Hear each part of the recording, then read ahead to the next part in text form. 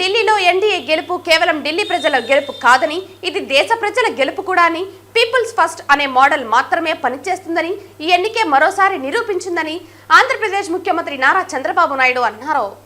మనందరం గర్వపడే రాజధాని ఉండాలని కోరుకుంటాం. ఈ రోజు విజ్ఞతతో ఢిల్లీ ఓటర్స్ అందరూ కలిసి 27 సంవత్సరాల తర్వాత బీజేపీని ఎన్నుకున్నారు. ఒక చారిత్రాత్మక విజయం ఇది. ఎందుకు నేను ఈ మాట చెప్తున్నానంటే, ఈ రోజు గెలుపు అనేది ఒక బీజేపీకో ఒక ఢిల్లీలో ఉండే ప్రజలకే కాదు, భారతదేశంలో ఉండే ప్రజలందరికీ ఆత్మ గౌరవానికి సంబంధించిన విషయం. ఈ రోజు ఎక్కడికి పోయినా ప్రపంచంలో మీది ఏ దేశం అంటే భారతదేశం చెప్తాం. మీ రాజధాని ఏదంటే ఢిల్లీ అని చెప్పుకుని గర్వంగా చెప్పుకుంటాం. మనం అందరం కూడా మనకు మంచి భవిష్యత్తు ఉండాలి, ఎక్కువ అవకాశాలు ఎక్కడ ఉంటాయనుకుంటే మన రాజధాని పోవాలనుకుంటాం. అది రాష్ట్ర రాజధాని గాని దేశ రాజధాని గాని యాస్పిరేషన్స్ ని ఫుల్ఫిల్ చేసే ప్లేస్ గా ఉండాలి. అలాంటి రాజధాని ఇటీవల కాలంలో ఒక వెదర్ పొల్యూషన్, ఒక పొలిటికల్ పొల్యూషన్, ఈ రెండు పొల్యూషన్స్ కలిపి ఢిల్లీకి పోవడం మానేసి ఢిల్లీ నుంచి వేరే ప్రాంతాలకు వెళ్లిపోయే పరిస్థితికి వచ్చారు. ఒకప్పుడు బీహార్ నుంచి ఒక ట్రైన్ ఎవ్రీడే లేబర్ అంతా కూడా అక్కడ పోయి పనిచేసుకుని మళ్ళా